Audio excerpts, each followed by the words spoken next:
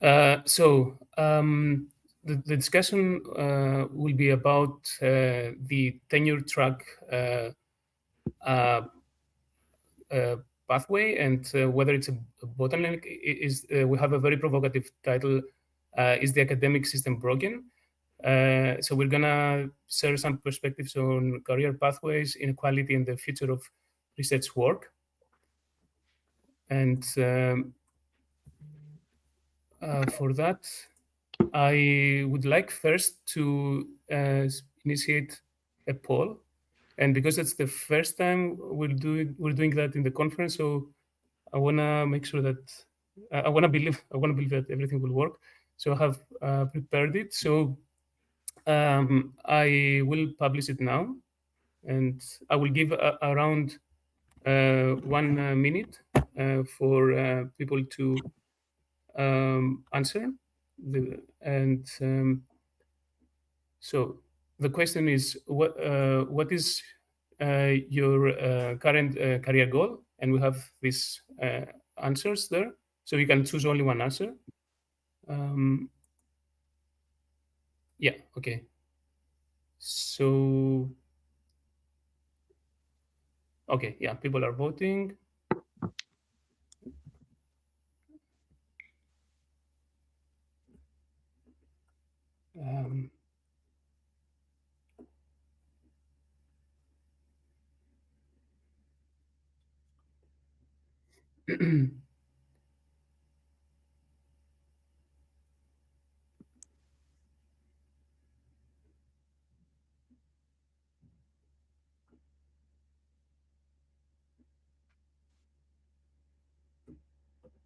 I think 1 minute is a lot, so I will finish it in 40 seconds instead. Because, yeah, okay. There's a bit more voting. Okay. So, close poll. And we have this result, which is, I think the highest is I hope to get a tenure track position, but I'm not sure. And then the next most popular is I'm already in a tenure track position, and I'm considering it. And then the next one is if you are aiming for a tenure track position, how long do you think it typically takes for one to get it after completing his or her PhD? So it's again the same process. Do you see the poll? Yeah, okay.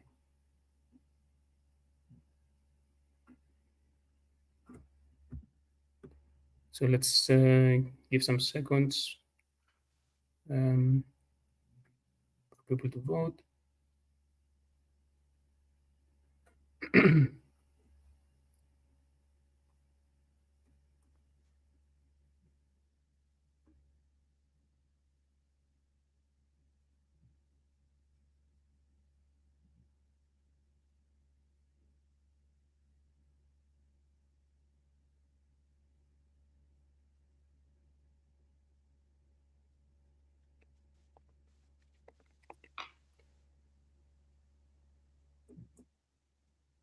Okay, so let's see what was the okay, 3 to 5 years.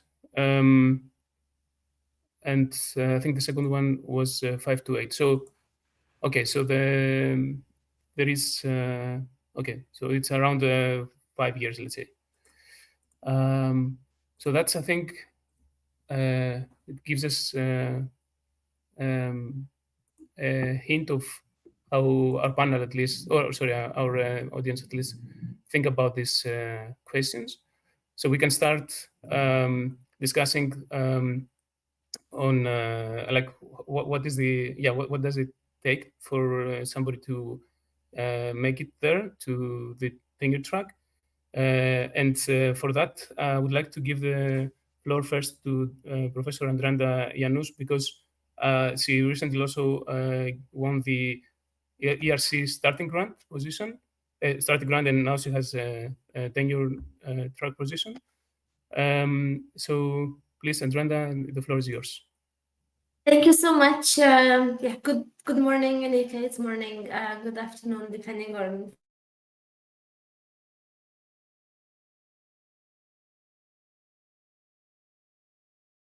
share my experience, and I hope that it will be, useful. So yeah, I'm Andrada Ianus, and I'll tell you just very, very briefly in a couple of words about myself, just to understand a bit, better where I'm coming from and hopefully where I'm headed. So I'm originally from Romania, and I did my undergraduate in physics in Germany. And then at the end of my physics degree, I did an internship in medical imaging. I really loved it. I fell in love with MRI. And basically, this is how I ended up doing research in this field. And then I went to do a PhD at UCL in London. And so to say, at the end of my PhD, I knew, okay, I would really like to stay in academia. I also enjoy, research in this field, but I also really enjoy teaching. So I was like, okay, my, career goal is to be, to become a professor at some point. So with that in mind, I, did the usual, steps. I had like a small postdoc fellowship at the end of my PhD for 2 years. And then I started a collaboration with Noam Shemesh, who's a researcher at Champalimaud in Lisbon. And then we decided to move there full time. So this is how I ended up spending some, really lovely 5 years in Lisbon, in Portugal. And then, the question is, what next? There, I had a fellowship from La Caixa Foundation, that is a banking foundation in Spain and Portugal. That's they do have very nice fellowships that are sort of one step up towards independence, and they give you a bit of a salary and also some research money, but then they don't provide the position. So I was heading toward the end of my fellowship, and what next? So I was doing everything you're told to do. So I was applying for grants. I applied for also the ERC starting grants, and at the same time I was also applying for positions. So I was actively looking to see if there are openings for lecturer positions, and this is how I basically got my current job. Sorry, my kids are running around, so trying to manage between family life and work. So sorry, just sorry about this. Basically, I was traveling yesterday, and my kids got all overly excited to see me this morning, and they just woke up. No worries, no worries. So sorry, whereas so basically, yeah, there's this advertisement for the lecture position, because the department at King's was expanding, and they're hiring new lecturers in the school, and they had an advertisement. I applied to it. It was quite a tough interview process. I don't remember exactly what was the number of successful applicants, because they had 5 positions in the entire school during this call, but it was not very large. But hopefully and luckily I got one of these positions. And I see that I saw the answers to the poll, or the time it or your expectation, what it takes from finishing PhD to a tenure-track position, with most people saying that, okay, this is about 3 to 5 years. Okay, it took me more than 8 years actually. So it was not a fast process at all for me. I also had 2 kids during my postdocs, one during my postdoc in UK, one during my postdoc in Portugal.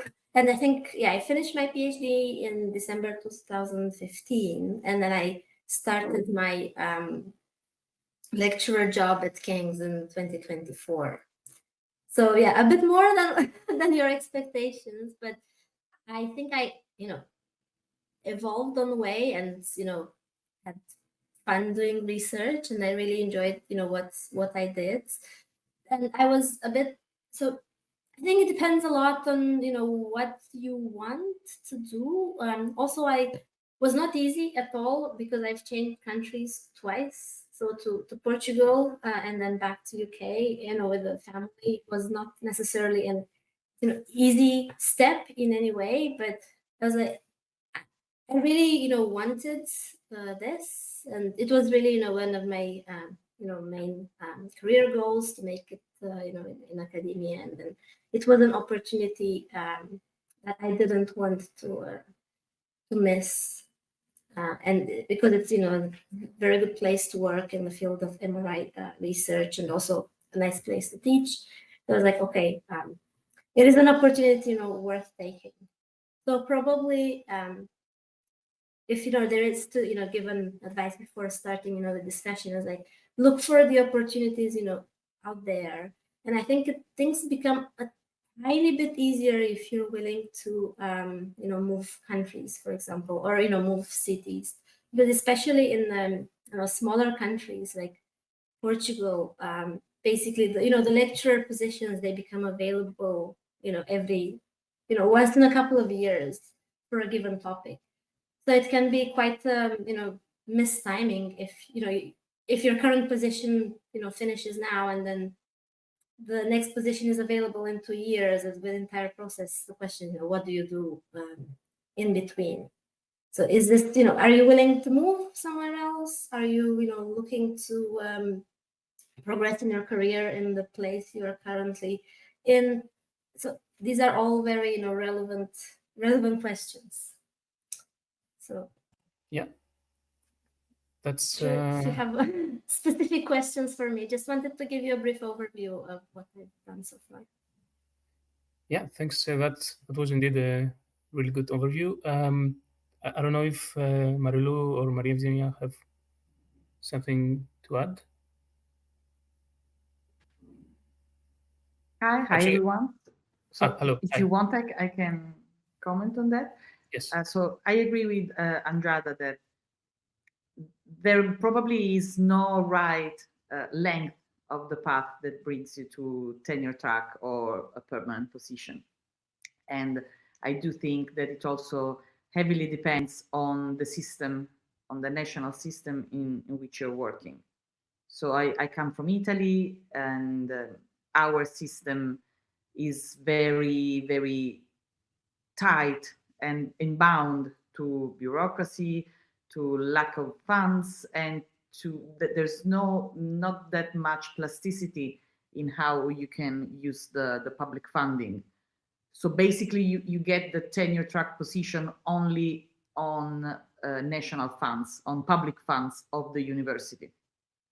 It's quite hard that you could, for example, fund your own tenure track position. I don't know if this might be different elsewhere, but then if you get one, it's very likely that you will succeed in getting the permanent position.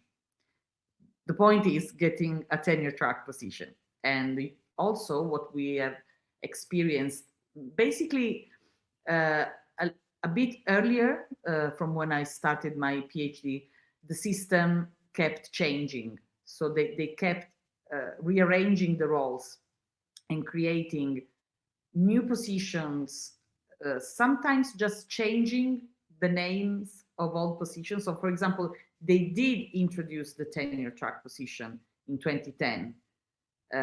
Until then, there wasn't really a tenure track. There was a researcher position, a permanent researcher position, a permanent associate professor position, a permanent full professor position. So that there wasn't really a path. You could finish stuck in one of the positions without necessarily having the possibility of growing up. But as also Andrada said, I would say be open to what the possibilities are, but also get to know the system you would like to work into. So, for example, if you are willing to stay in the country where you are, get to know the rules. Be aware of what the requirements are to apply for a position. And if you still don't meet all the criteria, try to build your own CV so that you cannot be excluded from participating to the calls. Yes, indeed. Actually, I think if I add something to this discussion, I do believe that it takes even more than 5 years from my experience as well. And I just had one question, like, because of course we are all like after a point anticipating to get to this position, because temporary contracts are not really pleasant after a while. So I was wondering, like, what could we say that made at least you, be still motivated and don't lose hope, and like, was it that choosing like the good postdoc positions that would make you still be excited about research?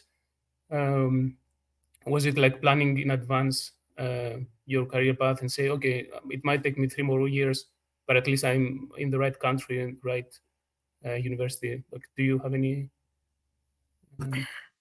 insight? Yes, I don't know, I think it has to be a bit of both. Like, I don't think you should just focus on necessarily a career. It has to be a bit of a balance between doing good research and doing good science, and then sort of the career should be maybe a result of that rather than a goal in itself, if that makes sense. Because I think it's really important to we're in science and we're in research because we enjoy what we do, generally speaking. I hope at least that is the case for me, for sure. And I think also for a lot of people that I know in research, they're here because they do what they like. And then we all try to do excellent science and excellent work, and then hopefully the rewards along the career path should sort of follow that. But then of course there are rules, as Maria Eugenia said. They're really it's really important to know what people expect from you for a certain role as well. So it's a bit of both. So do the best science you can, and enjoy that, and then at the same time do build do tick the boxes that are needed for different to apply for different roles, so you're not excluded from that. But don't just focus on the career goal, because that can be a bit empty and frustrating if you say okay. Because if you don't make it, it feels like okay, I failed. Well, no, you have you didn't fail. You've done amazing work on the way, and then if it's not that opportunity, it's going to be the next opportunity, or something else. So it's a balance of that, and hopefully a good career is a result of great work. But yeah, keep in mind all the bureaucracy and tick boxes along the way, because that can be important. Yes. Thanks very much for this insight. So I think we can move on to the next discussion topic, which starts again with the poll. So this time the question is, have you applied for any major research grant, and if yes, what was the outcome? And of course everybody can vote. I don't know, I didn't say that in the beginning, so everybody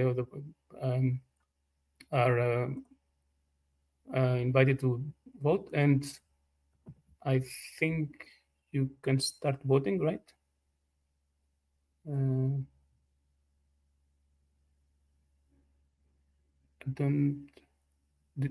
Okay, yeah. All right, yeah.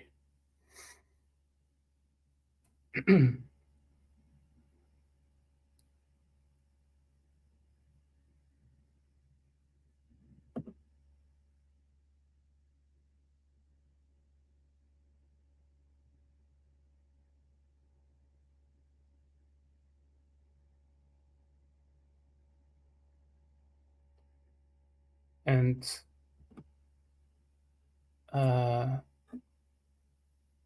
the result is okay. So we don't have so many votes, but we have 3 that had a successful experience, were funded. That's great. So let's move to the next one, which is what do you see as the biggest barrier to securing a major research grant? And I just opened the poll.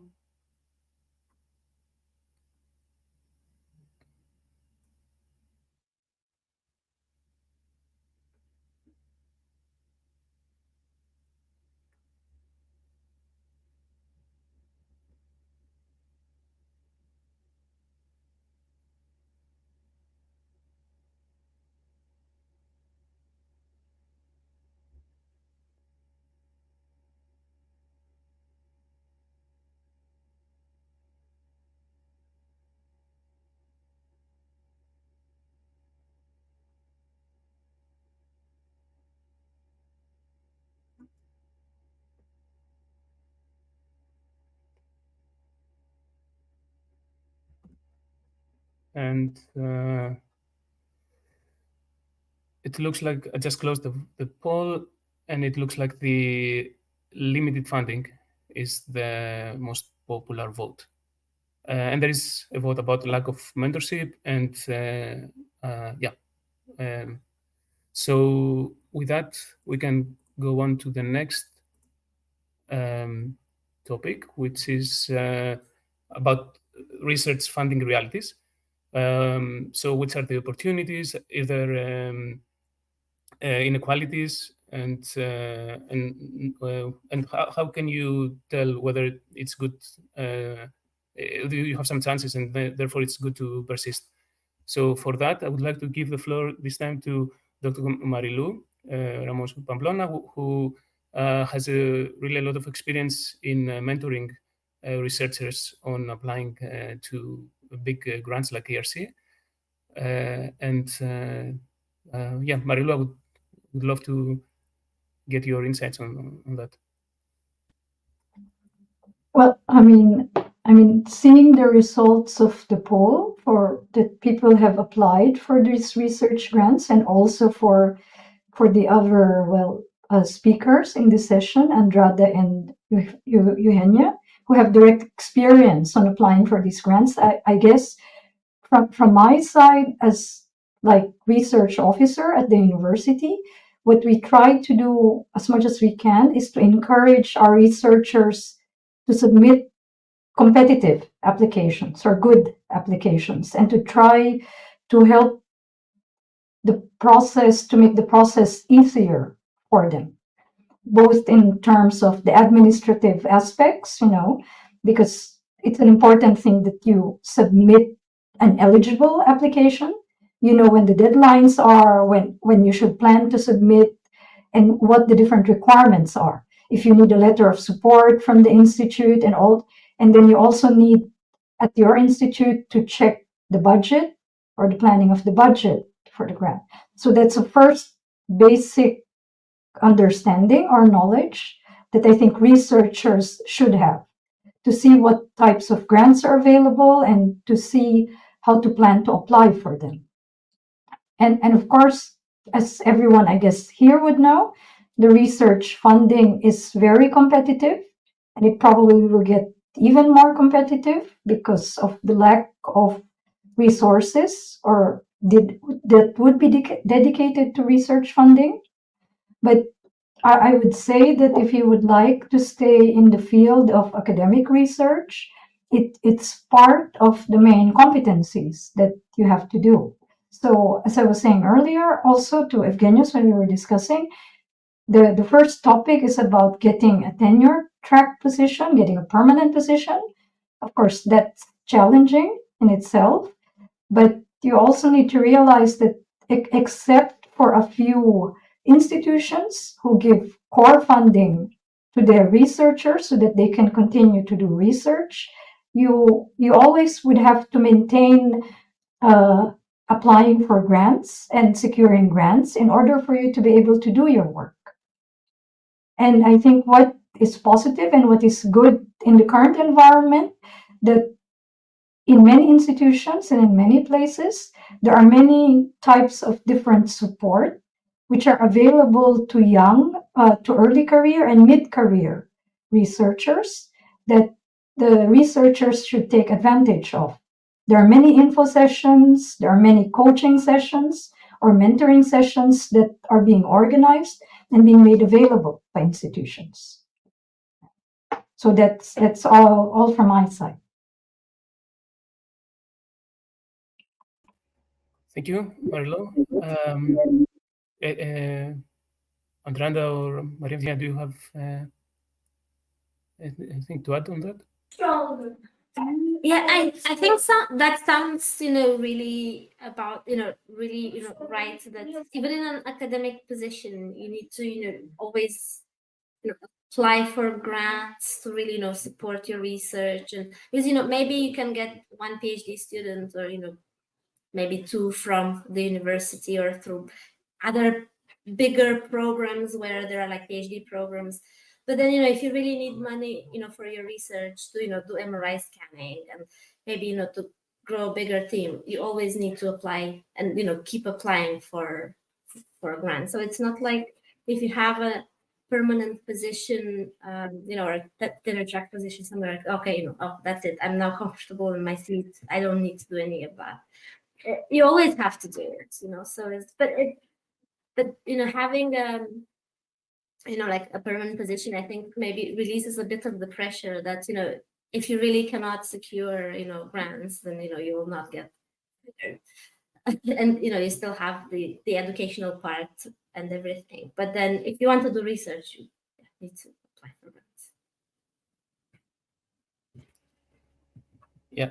And then, as also Marilou mentioned, like it's part of the job for a permanent researcher and a professor to apply for grants. So I think that's something that if you decide to stay in academia, I think you need to embrace this challenge and yeah, like ask yourself if you enjoy that, right? And I think if you don't try, you wouldn't know, right? If you would like it or not. Or... Yeah, but also it's something that you need. It's also something that you need to keep training. It's not like you write your first grant and maybe put all the effort and talent you can in it, and then you win it and that's it. It's something. It's a growing talent that you need to cultivate to also navigate the funding scenario and understand which are the most appropriate funding programs that you can apply to, because not every funding program could fit your level of career, or the topic of your research might not fit within that program, and so on and so forth. So basically keep yourself well inhabited to writing grants. It's not as writing papers. It's different. It takes some tips and particular details that need to be very carefully tailored to write a convincing research grant. It's not just writing your research, your research goals in a Word document, in a PDF document. It's something more. Yes, and actually, we also saw that one of I think the most popular, right, response was that, no, sorry, the second one was that sometimes there is no, there is nobody who can guide you or mentor you in the institution. And so I was wondering, do you think now this is like something that you find in all the institutions you have been involved with, or are we still lacking mentors for guiding us on how to write grants? And like, do you have in your institutes, and do you see that elsewhere? So I will talk for my institution. So in Italy, we have for example, the European Union contact point, which is called APRE. It's an agency that organizes these courses, quite costly, I have to say, but they are the official mentorship program from a paperwork point of view, to guide you on how to write an ERC grant or a European Commission grant, for example. But and again, my institution, but also many others in Italy, party with this agency to give their staff support. But this can also be quite overwhelming to follow. So I would suggest try to understand if your institution has some of this support from external agency, because they know how to do the paperwork. It's very important to understand how to fill in the forms, because again, it's not just how good your science is, but also how good your paperwork is.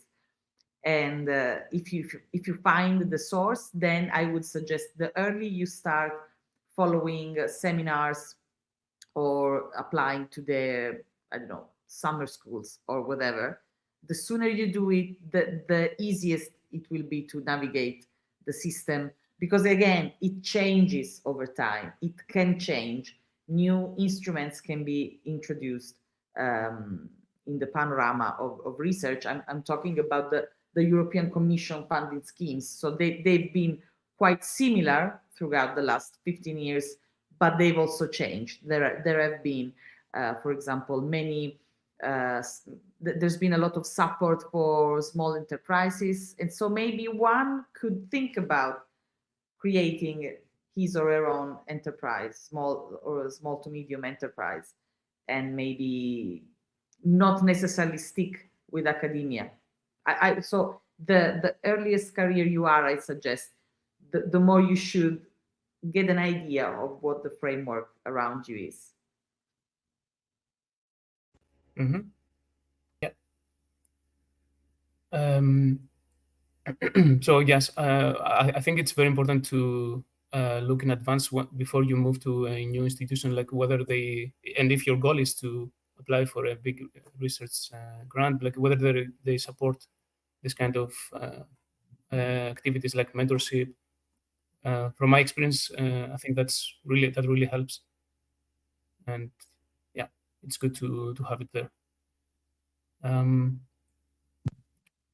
Okay. So maybe just Yeah. to add like two points on that. So I think it's really important to have mentorship and help, or help on different aspects of the grant application. So I think it's also important to have like mentorship at the scientific level to bounce around ideas and to help really shape the scientific idea of a grant application, because then different grant schemes look at slightly different, they're funding slightly different research.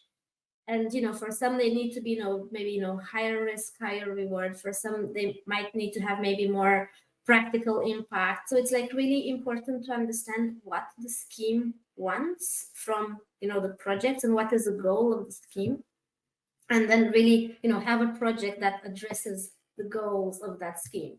So from the scientific perspective and scientific ideas.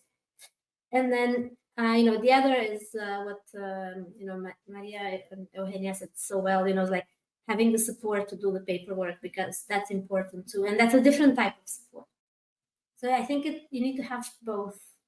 And I think like MRI societies, for example, can do a fantastic job in pairing mentees with mentors for the scientific part. And if anyone, for example, ever wants to apply for something related to my research, I'm always happy to have a chat. And I already did that last year with several people.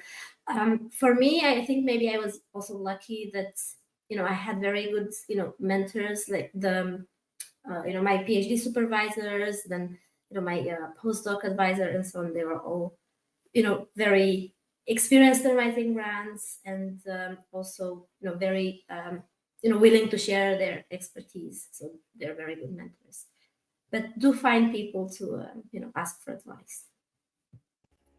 Yes, And also, I would like to add also that there are now YouTube channels that are related to ERC, for example, that also have some podcasts, and they give advices and have panel talks and so on. So yeah, hopefully, I mean, thankfully, actually, there is material out there in the internet that could help even people who don't have access to this kind of mentorship or this type of guidance. Okay, so let's move to the next. Let's move to the next poll.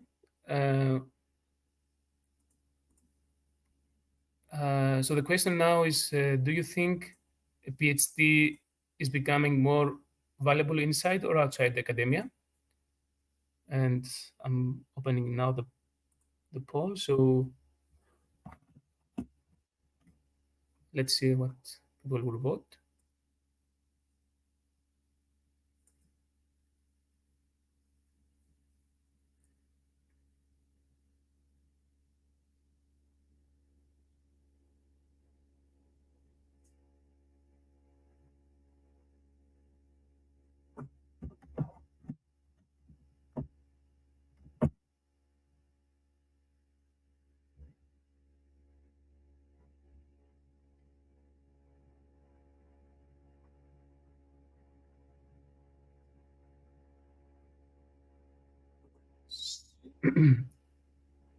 So okay, moderate popular response, equally valuable in both. And then the next, sorry, I have to. The last one is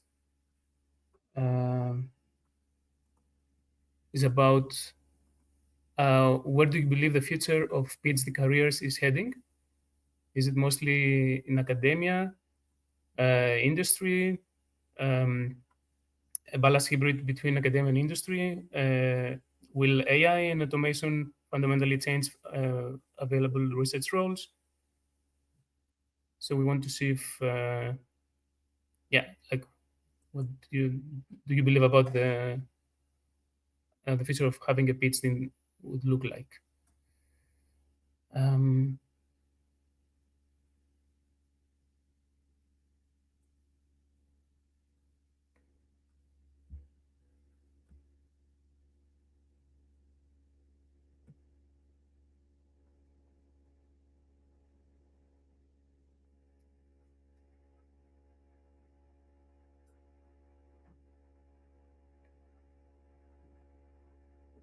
Okay, again, it's a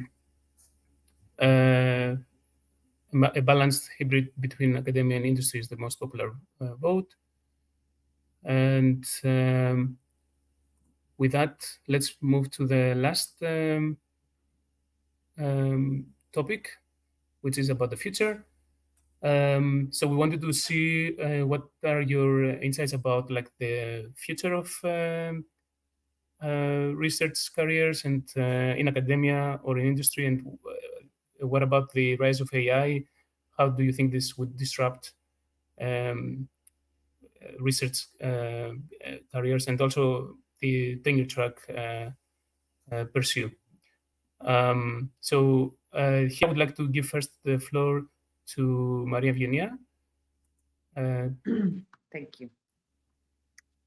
So, disclaimer first. So I'm an academia person. I have never had the chance to work into industry, but I am collaborating still with many colleagues that did their PhD and then either contemporarily or after headed to industry, not necessarily medical industry, biomedical industries.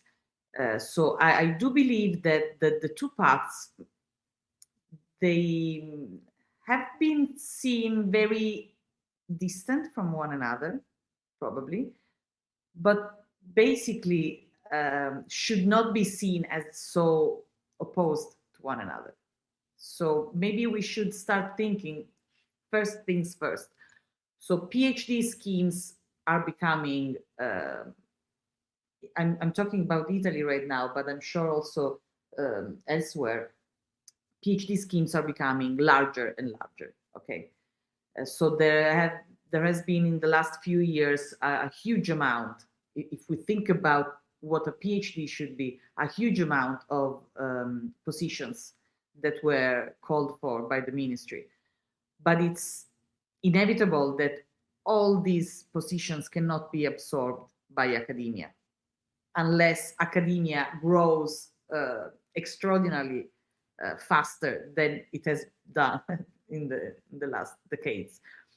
And so I think we as people from academia should start teaching our PhDs, our undergraduates, postgraduate students that industry is an option, and maybe your skills could be best for industry purposes than academia purposes, because you always do research, so it's not diminishing your value as a researcher. That's my point about that. But there are some side effects of the two works that could be good for a person but not for another, and both ways obviously. But one could I think that maybe the majority of people think academia is prestige and honors, while industry is a secondary path you take. But I do think you should consider both as you start your path as a young researcher, and get to know both fields, especially with the rise of AI. So I don't really think right now AI can substitute the knowledge of a PhD. Let's call them PhD. Let's assume you need a PhD, but it depends again on the national landscape and on the requirements that universities and industries have. Because if PhD remains a requirement to get a tenure track position, then it's something you need to complete.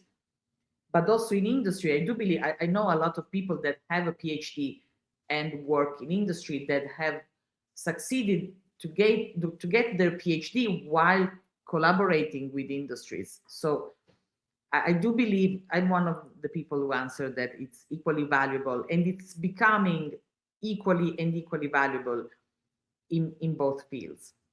Because again, it assures you that the person has done a path after graduation that has set him into the stage of doing research. But again, also in Italy, we are seeing more and more industries putting their money into PhD programs. So we have this hybrid, let's say, academia, industry, PhD positions.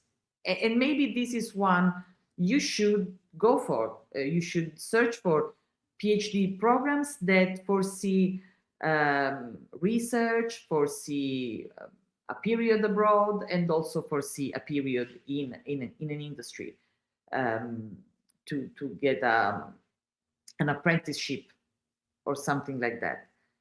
And about AI, I think everyone in our field, but not only in our field, should get to know what are the possibility and the limits of AI. I see it used so much improperly every day at all levels, student levels, but also some of my colleagues' levels. And then they end up like disappointed, like, oh, but it's not what I wanted. Yes, because you should really get to know what your options are with AI. So AI will be a valuable tool as long as we know how to train it and how to use it. Otherwise, it's just a toy that we're playing with, and maybe we are publishing with it, but it will leave no useful tools for the future, as happened with other popular techniques in the past. Mm-hmm. Thank you very much for that.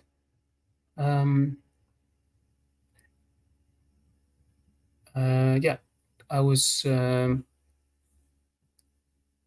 I was. I think in this session already we had like two talks about how AI might change the future of research, and yeah, I think the message is that like we need to be very cautious of how to use it, and but not, of course, like we can use it wisely. And I don't know if we have anything, if Andrada or Marilou has anything to add on this. Well, from my side, regarding the aspect of the component of industry in PhD training, I think it's important for junior researchers, especially those maybe at the PhD stage and early postdoctoral stage, or even those at the later stages, to indeed consider aspects of their work in which they could interact with industry. It's not to tell you to work with industry directly, but maybe to consider it and to inform yourselves about what it's like to either completely work in industry or to have collaborations with industry as part of your academic role. This is because the funding landscape is changing. As Eugenia said, there are different types of funding opportunities made available, especially those coming from the European Commission, in which they do encourage working with private partners. And so that's for the funding landscape. So it would enable you to apply for more grants if you can work with collaborators other than those just in academia alone, but for example in industry. And the other point is that the profile of academic researchers, depending on the institutions, is also changing with respect to the expectations that they put on their faculty positions. So it's one thing to get the faculty position, but in order to continue to do research work and then also to get promoted, you still have to have grants, external grants, and in another case, some institutions would expect you to have broader collaborations as well. So talking with younger researchers, I understand from a number of them that some of them really do not like to work with industry at all. You know, they want to just work in academia, and they have certain perspectives and notions about what it is like to work with industry. So my basic advice is to get yourself informed, to see what it's really like to work with industry, whether you would like it or not, and to take advantage of different programs which allow you to do this. So you would increase then your opportunities to get permanent positions, to apply for permanent positions, and also to get funding. That's it. Thank you. Yeah. Thanks, Marilou. Just to add on, so I think all these points are like, brilliantly raised. Maybe just to add one thing from the MRI perspective, I think we're working in a field where if we're looking at making larger scale impact, working with industry partners and with companies can really help us go towards that goal. For example, you're developing the sequence, and then if it ends up being implemented in the let's say Siemens or Bruker products, then it will be available to a larger number of researchers than if you just publish it in a paper. So I think it is a really valuable partnership that it is important for the for the collaboration networks, for maybe writing grants, but also for driving further the impact of our work, given the field we're working in. Mm-hmm. Yeah, personally, me, I also want to see the synergy between academia and industry, like being more strong, yeah, exactly as Andrada also mentioned now, like we need to think kind of out of the box, like find ways to use our knowledge and skills in a wise way, not just only focus about papers and think about papers and so on. Like there are ways to make an impact in the field more than beyond that. So I think because we are reaching the end of the session, I would like to thank you all for being here.